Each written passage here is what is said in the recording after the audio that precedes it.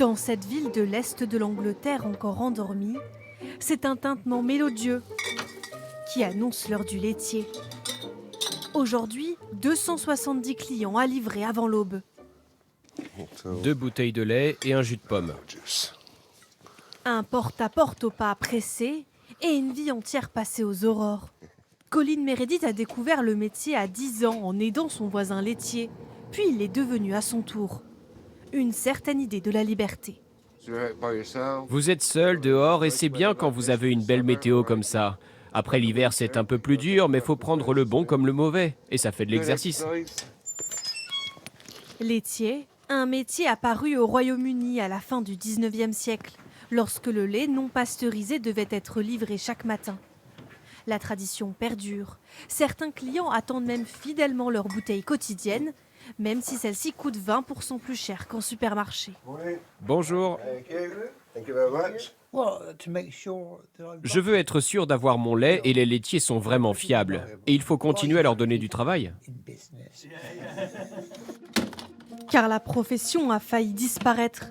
Aujourd'hui, seuls 4% des Britanniques reçoivent leur bouteille de lait contre 98% dans les années 70. La pasteurisation et les supermarchés ont entraîné ce déclin. Mais les entreprises se sont adaptées pour survivre en se diversifiant. Elles ne livrent plus seulement du lait, mais des œufs ou du pain pour rentabiliser les tournées. Une stratégie gagnante. En 6 ans, l'entreprise a vu son nombre de clients passer de 10 000 à 14 000. Un regain de popularité expliqué par les confinements et par une forme de nostalgie. Aujourd'hui, les gens veulent des bouteilles en verre et ils trouvent que c'est une tradition britannique d'avoir leur lait livré à la porte. Ça redevient un peu tendance. Le fidèle véhicule du laitier, le flotteur à lait, revient lui aussi à la mode dans de nombreux secteurs d'activité. Ça, c'est Lola, notre 3 roues de 1965. Cet entrepreneur achète ces véhicules pour leur donner une seconde vie. Restauration du châssis, coup de peinture et révision des batteries.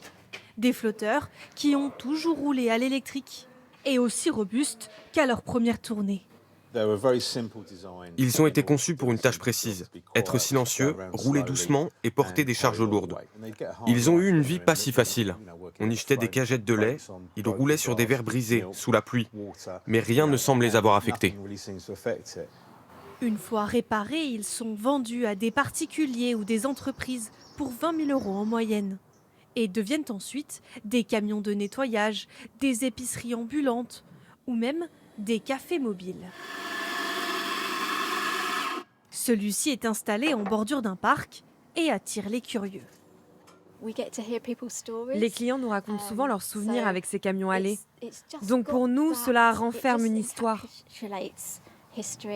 C'est assez amusant, très original. De ces nouveaux débouchés à leur mission de toujours, les laitiers britanniques sont en plein renouveau, même si le nombre de clients reste loin de l'âge d'or du milieu du XXe siècle.